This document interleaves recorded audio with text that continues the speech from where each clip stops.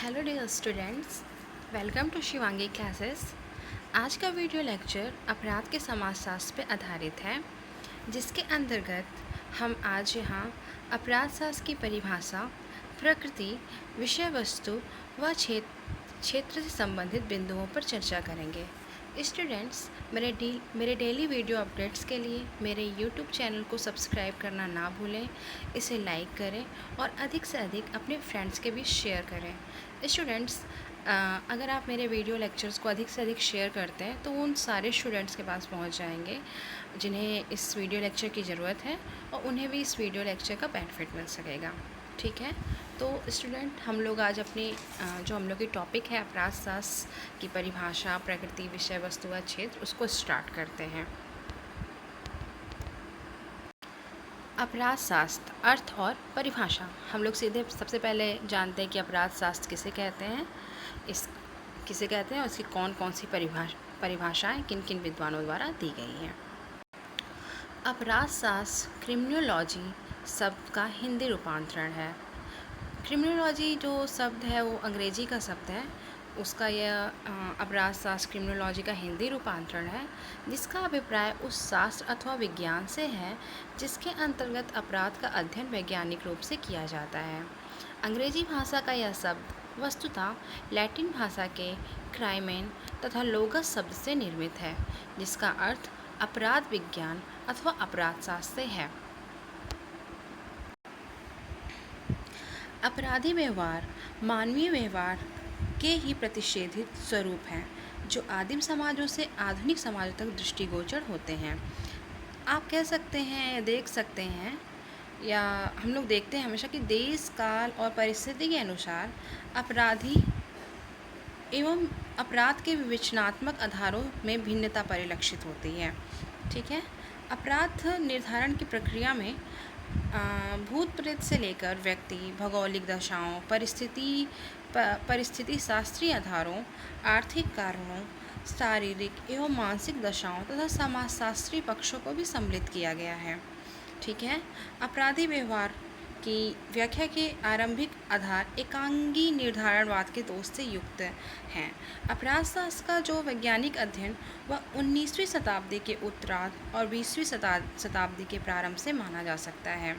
ये क्वेश्चन बनता है बच्चों क्रिमिनोलॉजी में, आपकी NTA UGC NET JRF में, कि अपराध शास्त्र के जो मतलब इसकी जो उत्पत्ति का एक प्रारंभ काल माना जाता है वो किस सदी से किस सदी के बीच में माना जाता है। ठीक है, तो ये आप यहाँ पे आप जानते रहेंगे कि इसका जो टाइम पीरियड माना जाता है वो 19वीं शताब्दी के उत्तरार्ध और 20वीं शताब्दी के प्रारंभ से माना जाता है।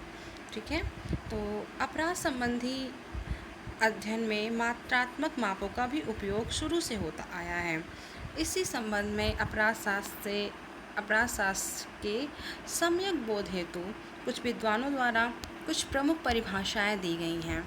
ये परिभाषाएं बच्चों हम आपको वन बाय वन बताएंगे कि इसमें परिभाषाओं में जो विभिन्न यहाँ पे अपराध शास्त्र की हम परिभाषाएं विभिन्न विद्वानों की है, जिसमें हम सबसे पहले सदरलैंड साहब की परिभाषा को देखते हैं, फिर इलियट साहब की परिभाषा को देखते हैं, फिर सेथना जी की परिभाषा को देखते हैं। तो इस तरीके से हमने यहाँ पे 3 इम्पॉर्टेंट डेफिनेशन अपराध शास्त्र की ली है आपको समझाने के लिए, और ये काफ़ी इम्पॉर्टेंट डेफिनेशन है। ठीक है, ये आपके एग्ज़ाम्स में भी अक्सर पूछती है और आपको लर्न करने में भी इजी होगा, समझने में भी इजी होगा।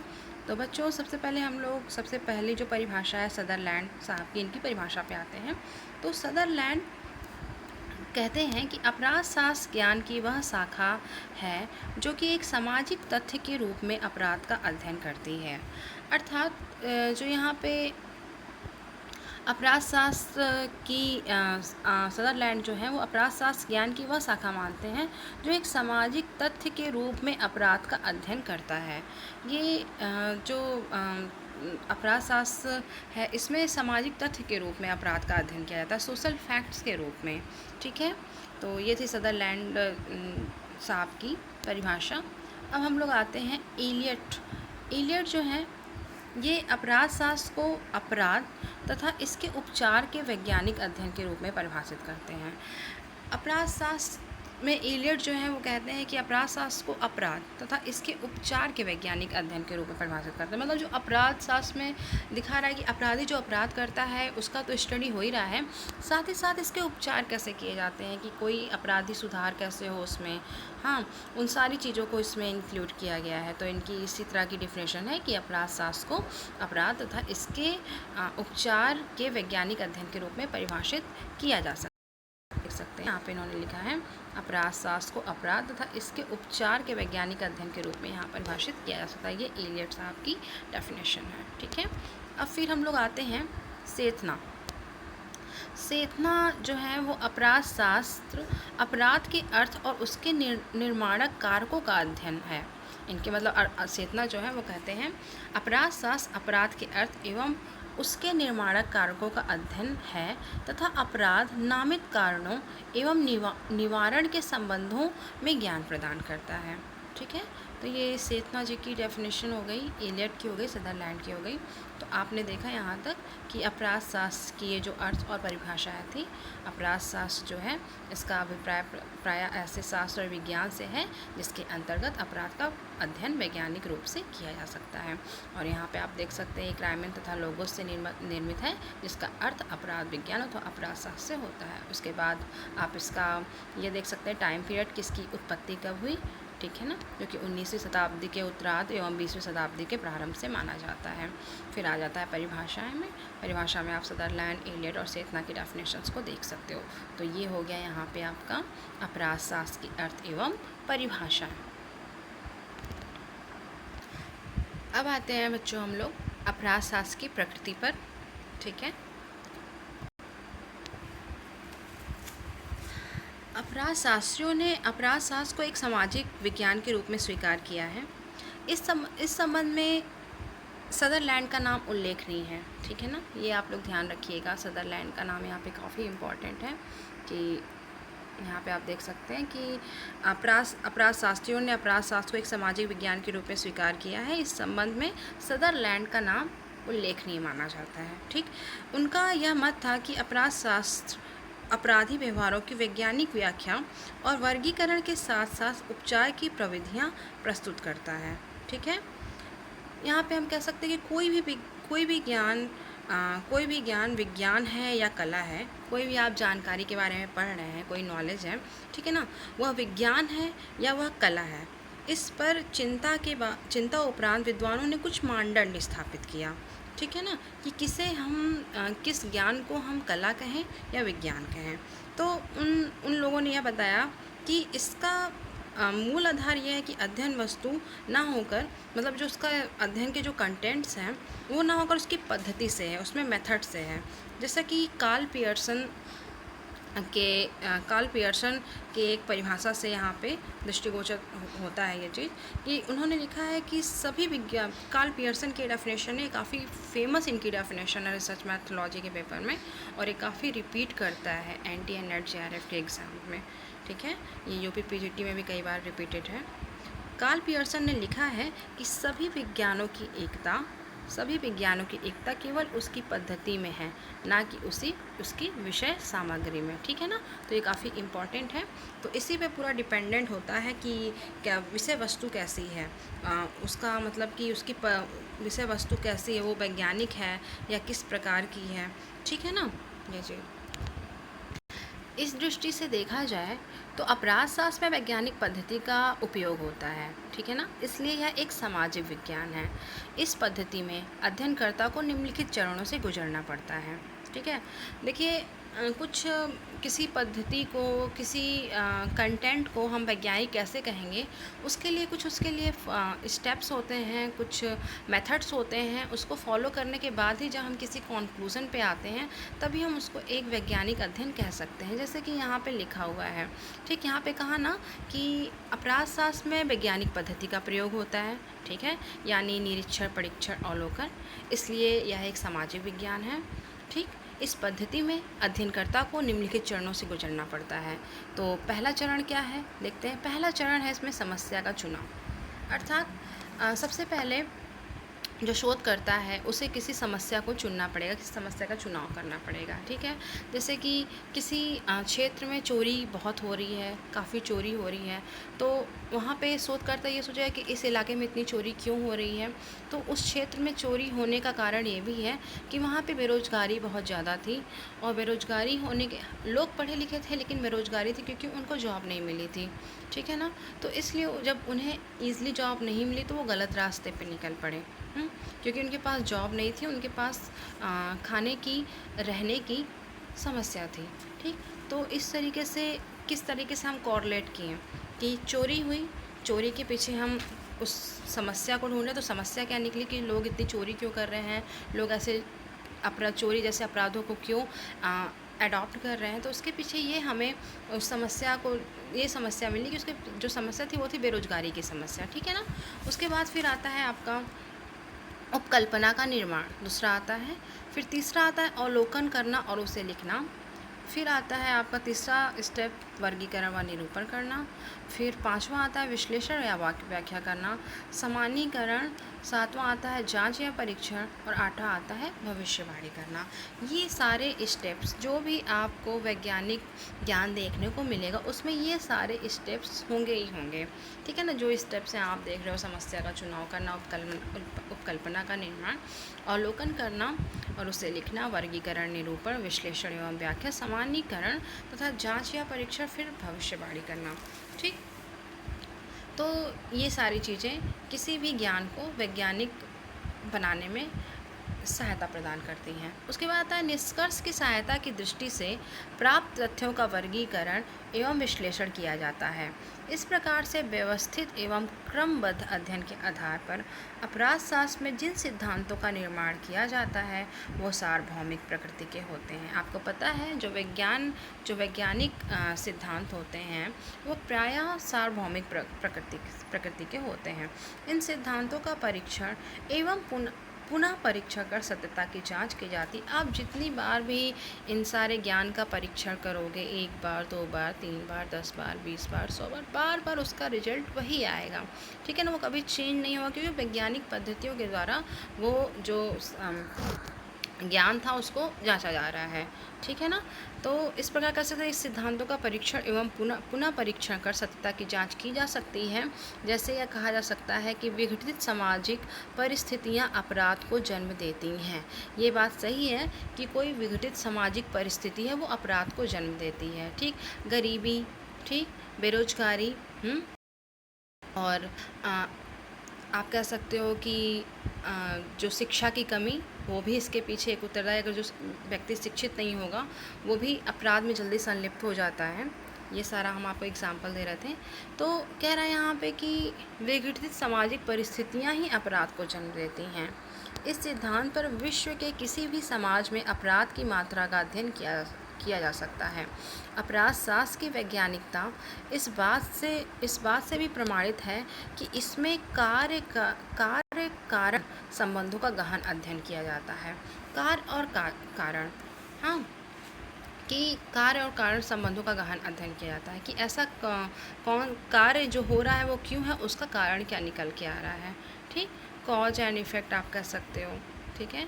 तो ये था आपका जो यहाँ पे आप देख रहे हो अपराध शास्त्र की प्रकृति, ठीक है ना। ये इसकी वैज्ञानिक प्रकृति का जो रूप है वो इसी तरीके से आप देख सकते हो कि अपराध शास्त्र की प्रकृति जो है वो किस प्रकार की है और उसे वैज्ञानिक क्यों कहा जाएगा। अपराध क्या है, क्यों है, कैसे घटित होता है। अपराध एवं उसके पीछे कारणों का गहन विश्लेषण एवं अध्ययन प्रस्तुत करता है। जैसे कार्ल मार्क्स अपराध का कारण आर्थिक निर्णयवाद को मानते हैं, ठीक ना। कार्ल मार्क्स ने अपराध के जो कारण को माना है वो आर्थिक निर्णयवाद को माना है। कार्यकरण संबंधों की विवेचना के आधार पर क्या है, क्यों है कि ज्ञान के आधार पर ही अपराध शास्त्र में सिद्धांत के निर्माण के साथ साथ भविष्य कथन की क्षमता भी है। उदाहरण के रूप में कहा जा सकता है कि बेरोजगारी में वृद्धि के साथ भारतीय समाज में अपराध की मात्रा में भी वृद्धि हुई। अभी हमने आपको पहले बताया है कि जितनी बेरोजगारी रहेगी, ठीक है, यहाँ के मनुष्य उतना ही अपराध में संलिप्त होंगे, क्योंकि बेरोजगारी के कारण उनके पास पर्याप्त धन नहीं होगा। पर्याप्त धन नहीं होगा तो बच्चों उनके सामने रोटी, कपड़ा और मकान की जो उनकी बेसिक नीड्स होती है मनुष्य की, वो फुलफ़िल नहीं होगी। और जब ये फुलफ़िल तो आदमी फिर सही रास्ते से वो गलत रास्ता अपनाएगा, ठीक है, और वो अपराध करेगा, चोरी है, ठीक है ना, और भी जितने गलत काम होते हैं वो गलत तरीके से पैसे पाने की कोशिश करेगा, ठीक है। इसीलिए यहाँ पे कहा गया है कि बेरोजगारी में वृद्धि के साथ भारतीय समाज में अपराध की मात्रा में भी वृद्धि होती है। ये हो गया आप लोग का अपराध शास्त्र की प्रकृति, ठीक है। अब इसके बाद हम लोग नेक्स्ट जो लेक्चर पे जो आप लोग का है जिस पे हम लोग को बात करनी है वो अपराध शास्त्र की विषय वस्तु पे आएंगे। अपराध शास्त्र की विषय वस्तु एवं क्षेत्र।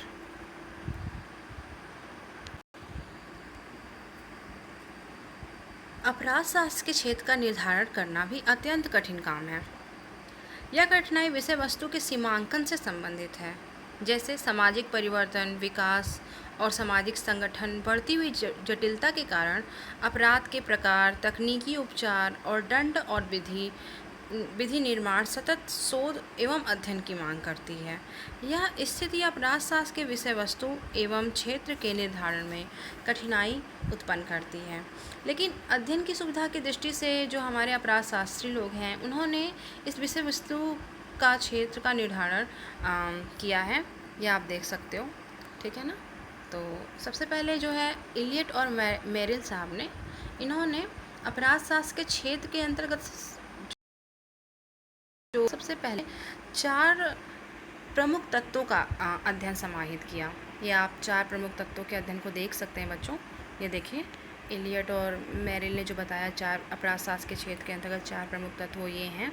पहला देखिए यहाँ पे पहला है आपका अपराध शास्त्र एवं उसकी प्रकृति। फिर दूसरा है अपराधी व्यवहार एवं तत्संबंधी कारण, ठीक है ना। और तीसरा है अपराधियों का व्यक्तिक अध्ययन। चौथा है उपचार एवं दंड। तो यहाँ पे हम लोग सबसे पहले जो यहाँ पे अपराध शास्त्र के क्षेत्र के अंतर्गत प्रमुख 4 तत्व हैं, इनमें सबसे पहले अपराध शास्त्र एवं उसकी प्रकृति, ठीक है ना, इसकी हम लोग सबसे पहले चर्चा करेंगे। इसमें क्या है, इस प्रथम तत्व के अंतर्गत अपराध के स्वरूप यानी अपराध के प्रकारों का अध्ययन किया जाता है। इसमें अपराध की व्याख्या के साथ अपराध का वर्गीकरण किया जाता है। अपराधी व्यवहार में अंतर्निहित भिन्नताओं और समानताओं के आधार पर उनकी विशेषताओं को ज्ञात किया जाता है। मतलब कि कौन सा अपराधी मतलब अपराधी के व्यवहारों को देखा जाता है, अपराधी कैसा है, वो किस तरह के व्यवहार को कैसा व्यवहार कर रहा है, ठीक है ना। और वो मतलब कि प्रत्येक अपराधी अपने अपने अपराध को लेके अलग अलग कैटेगरी में बांटे जाते हैं, ठीक। जैसे कोई अपराधी है वो चोरी करता है तो वो चोरी में आएगा, उसका अपराध चोरी की श्रेणी में आएगा। कोई है मर्डर करता है तो वो हत्या के श्रेणी में आता है उसका अपराध। बलात्कार करता है तो बलात्कार की श्रेणी में आता है। सफ़ेद पोश अपराध करता है तो वो सफ़ेद पोश अपराधी के श्रेणी में आता है। इस प्रकार अपराधी अपने अपराध के व्यवहार प्रवृत्ति को लेकर के अलग अलग श्रेणियों में विभाजित किए जाते हैं, ठीक है। तो ये था आपका अपराध एवं उसकी प्रकृति। जो पहला इसमें तत्व है उसके बारे में हम लोग चर्चा किए हैं।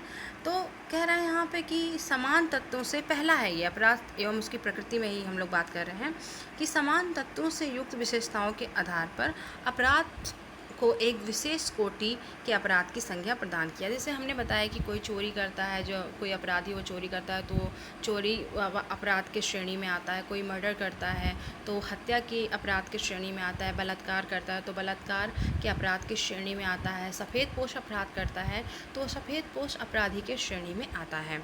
तो इस प्रकार अपराध एवं उसकी प्रकृति जो पहला तत्व है, इसमें हम लोग अपराधी कैसा होता है, इसका व्यवहार कैसा है, ठीक है ना, और इसकी क्या विशेषताएं, इन सारी चीज़ों की अपराध एवं उसके प्रकृति के बारे में हम लोग चर्चा करते हैं, ठीक। तो ये पहला हो गया अपराध एवं उसकी प्रकृति, आप लोग को समझ में आ गया होगा, ठीक है।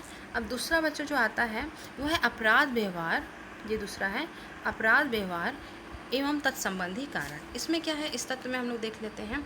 अपराध शास्त्र के अंतर्गत अपराधी व्यवहार एवं उसके कारण की व्याख्या आवश्यक रूप से की जाती है। प्रत्येक व्यक्ति की पृथक पृथक सामाजिक, आर्थिक, मानसिक और सांस्कृतिक पृष्ठभूमि होती है। व्यक्ति एवं उसकी परिस्थितियों की अंतर्क्रिया का असामंजस्य ही अपराध का प्रमुख कारण बनता है। आप जानते हैं कि जितने भी व्यक्ति हमारे समाज में हैं, उन सभी लोग की अपनी अलग अलग सामाजिक, आर्थिक, मानसिक और सांस्कृतिक पृष्ठभूमि होती है। ठीक, और व्यक्ति जब अपनी सामाजिक परिस्थितियों के साथ अंतर्क्रिया नहीं कर पाता है, कहने का मतलब एडजस्टमेंट नहीं कर पाता है, ठीक, तो अपने सामाजिक व्यवस्था के साथ जब व्यक्ति एडजस्टमेंट नहीं कर पाता है, तभी वो अपराध का मेन कारण बनता है। ठीक है, तो इसके अंतर्गत अपराध के लिए उत्तरदायी परिस्थितियों एवं कारणों का निर्धारण किया जाता है। अपराध के अनेक कारण घनिष्ठतम रूप से संबंधित होते हैं। इनका निर्धारण करना, अति प्रभावी कारणों की खोज करना, हाँ, और अपराध शास्त्र की ये सब अध्ययन वस्तु है। ठीक, तो ये आपका हो गया बच्चों दूसरा तत्व जो था। फिर हम लोग तीसरे तत्व पे आते हैं। तीसरा जो है अपराधियों का व्यक्तिगत अध्ययन। क्लियर है, यहाँ पे प्रत्येक अपराधी के व्यक्तित्व की एक संरचना है जो कि अन्य अपराधियों से भिन्न होती है। कहने का तात्पर्य है कि जितने भी अपराधी होते हैं उन सब की पर्सनालिटी और अपराधियों से भिन्न होती है। ठीक है, व्यक्तित्व तथा अपराध के बीच एक संबंध पाया जाता है। जो एक अपराधी का व्यक्तित्व है, उसकी जो पर्सनालिटी है, उसके अपराध के बीच एक घनिष्ठ संबंध। कोई क्रिमिनल होते हैं, वो बहुत मोटे भद्दे और डरावने से दिखते हैं। उनको मतलब देख के हम लोग कहते हैं हाँ, इसका फेस ही ऐसे लग रहा है कि इसने मर्डर किया होगा, इसने चोरी की होगी। समझ रहे हो आप? तो एक कहीं ना कहीं से उसकी पर्सनालिटी भी उसके अपराध के मतलब उससे मैच खाती है, मिलती है। ठीक है, तो वही यहाँ पे मतलब समझाया जा रहा है कि व्यक्तित्व तथा अपराध के बीच भी एक संबंध पाया जाता है। ठीक ना, इसलिए अपराधी के व्यक्तित्व का व्यक्तिगत अध्ययन अपराध शास्त्र के अध्ययन किया जाता है। यह अध्ययन अपराधियों के वर्गीकरण एवं अपराधियों के व्यक्तिगत विशेषताओं के बारे में ज्ञान प्रदान करता है। तो बच्चों, ये था आपका अपराधियों का व्यक्तिगत अध्ययन। फिर आपका चौथा और लास्ट जो मतलब कि कंपोनेंट आता है, तत्व आता है अपराध शास्त्र के क्षेत्र का, वो है उपचार तथा दंड। ठीक है ना, इसमें देखते हैं क्या कह रहा है। कह रहा है कि अपराध शास्त्रीय अध्ययन का एक बहुत उपयोगी पक्ष है, क्योंकि इसमें उपचार की भी बात कर रहा है और दंड की भी बात कर रहा है। ठीक, जिसका संबंध व्यवहारिक लाभ से है। विपुल वैज्ञानिक विधाओं के उपयोग द्वारा आपराधिक व्यवहार के कारण को ज्ञात करने के उपरांत अपराध शास्त्र का संबंध अपराध के निवारण से होता है। ठीक, यह निवारण दंड से संबंधित होता है।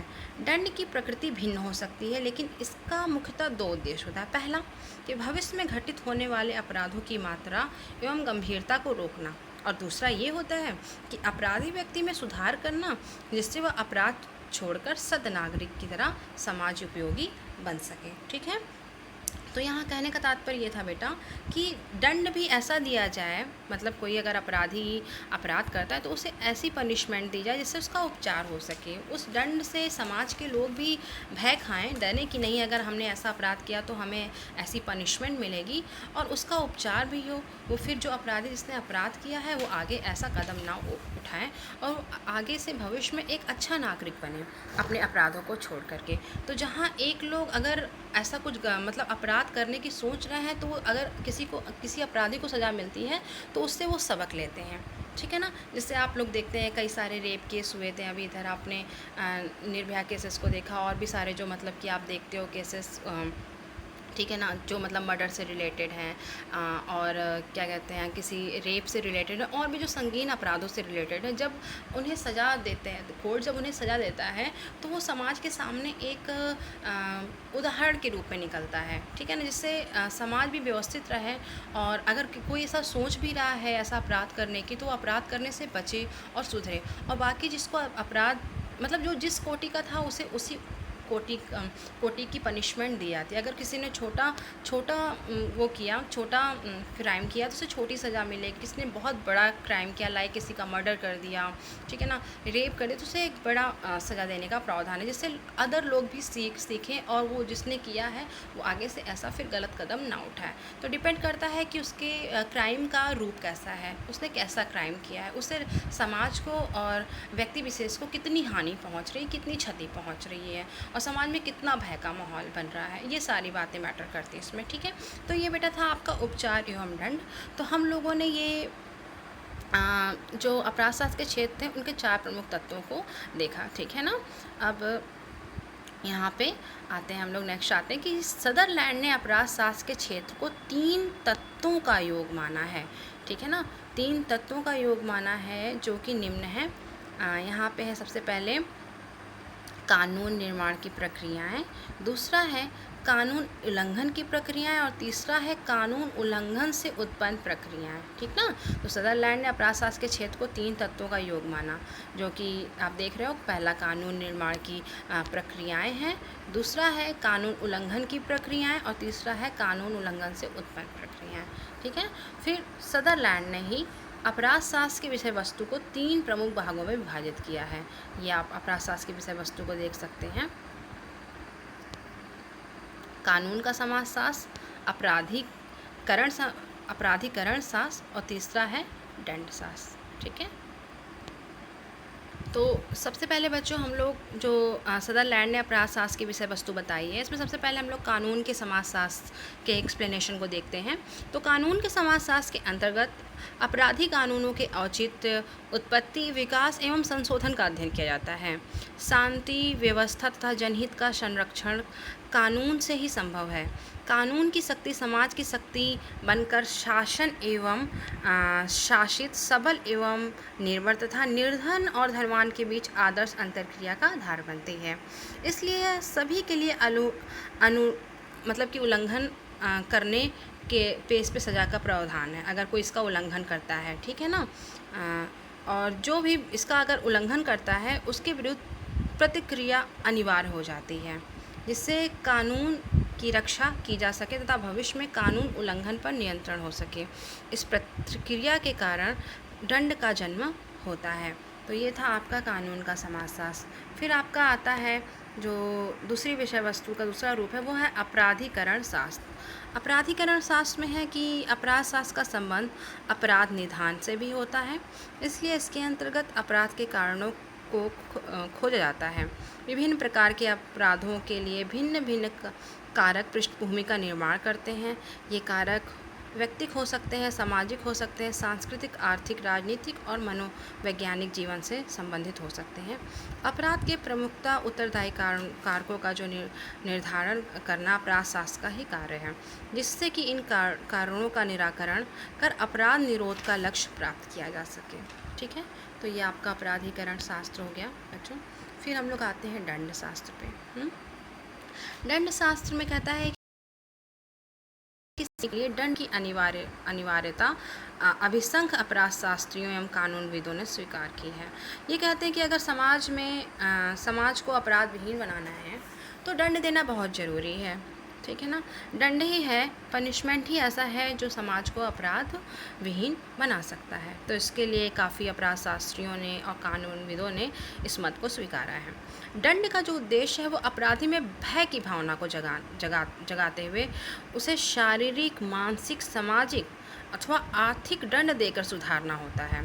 दंड सामाजिक नियंत्रण का एक सशक्त माध्यम है। सोशल कंट्रोल की सबसे पावरफुल एक ये कह लो ये साधन है। कौन? दंड। सामाजिक नियंत्रण का दंड जो है सबसे पावरफुल साधन है, जो संविधान के प्रति निष्ठा उत्पन्न करता है। इसके द्वारा समाज और अपराधी दोनों में सुधार संभव होता है। इसलिए दंड अपराध शास्त्र के अध्ययन क्षेत्र में सम्मिलित है, ठीक है बच्चों। तो ये आप लोगों का हो गया आज का जो आपका वीडियो लेक्चर था। ये जो अपराध शास्त्र की परिभाषा है, ठीक, अपराध शास्त्र की प्रकृति है, अपराध शास्त्र के विषय वस्तु एवं क्षेत्र हैं। इन सारे जितनी टॉपिक मैंने आज आपको बताई है सबसे एग्ज़ाम्स में क्वेश्चन आते हैं। ये मोस्ट इम्पॉर्टेंट टॉपिक है आपकी हाँ, इससे क्वेश्चन बनते ही बनते हैं। हमने आपको क्लासेस में पहले भी पीजी की क्लासेस में इस बात में डिस्कस हम लोग कर चुके हैं। जो बच्चे क्लास में आया करते थे उनको हमने बताया कि इससे क्वेश्चन बनते ही बनते हैं कि अपराध शास्त्र की प्रकृति की विवेचना करिए, अपराध शास्त्र के विषय वस्तु एवं क्षेत्र की विवेचना करिए, अपराध शास्त्र की अर्थ एवं परिभाषाओं को बताइए। तो ये आप ये जो नोट्स हैं इसको आप अच्छे से पढ़ना, इसे अपने नोटबुक में राइट डाउन करो, ठीक है ना, और इसे तैयार करो आप। इससे आप लोग का क्वेश्चन आना श्योर एंड सर्टेन है, ठीक है। और इसका पीडीएफ बच्चों हम आपको इस वीडियो लेक्चर के डिस्क्रिप्शन बॉक्स में दे देंगे। आप मेरे टेलीग्राम चैनल से भी इस पीडीएफ को ले सकते हो। आप मेरे टेलीग्राम चैनल को नीचे दिए गए डिस्क्रिप्शन बॉक्स में लिंक के थ्रू आप ज्वाइन कर सकते हो। वहाँ पे बच्चों NTA NET JRF के तैयारी के लिए फर्स्ट पेपर के फ्री नोट्स मिलते हैं। आप लोग वहाँ से मेरे चैनल को ज्वाइन करके उसका लाभ ले सकते हो। और सोशियोलॉजी के लिए भी, सोशियोलॉजी के जो कॉम्पिटिटिव एग्ज़ाम्स हैं, UP PGT है और NET JRF के एग्ज़ाम्स हैं और हायर एजुकेशन के जो एग्ज़ाम्स हैं, उसके लिए भी वहाँ से आपको PDF मिल सकते हैं, तैयारी के मिल जाएंगे। हम काम कर रहे हैं उस पर। तो आप लोग बच्चों मेरे इस वीडियो लेक्चर को देखो, मेरे चैनल को सब्सक्राइब करो, ज़्यादा से ज़्यादा लाइक करो, आप अपने फ्रेंड्स के बीच में लाइक करो और अपने फ्रेंड्स के बीच में शेयर करो, ठीक है ना। और आपको अगर कोई मतलब और भी टॉपिक से रिलेटेड कोई प्रॉब्लम है तो आप कमेंट्स बॉक्स में कमेंट करके बताओ। तो बच्चों हम नेक्स्ट आपके वीडियो लेक्चर के साथ जल्दी ही आएंगे और नया आपको चैप्टर, जो भी आपकी यूनिट्स आपका चैप्टर, उस पर हम लोग डिस्कस करेंगे। घर पे रहिए, सुरक्षित रहिए, पढ़ाई करते रहिए। मेरा वीडियो लेक्चर सुनने के लिए, देखने के लिए आप सभी का बहुत बहुत धन्यवाद।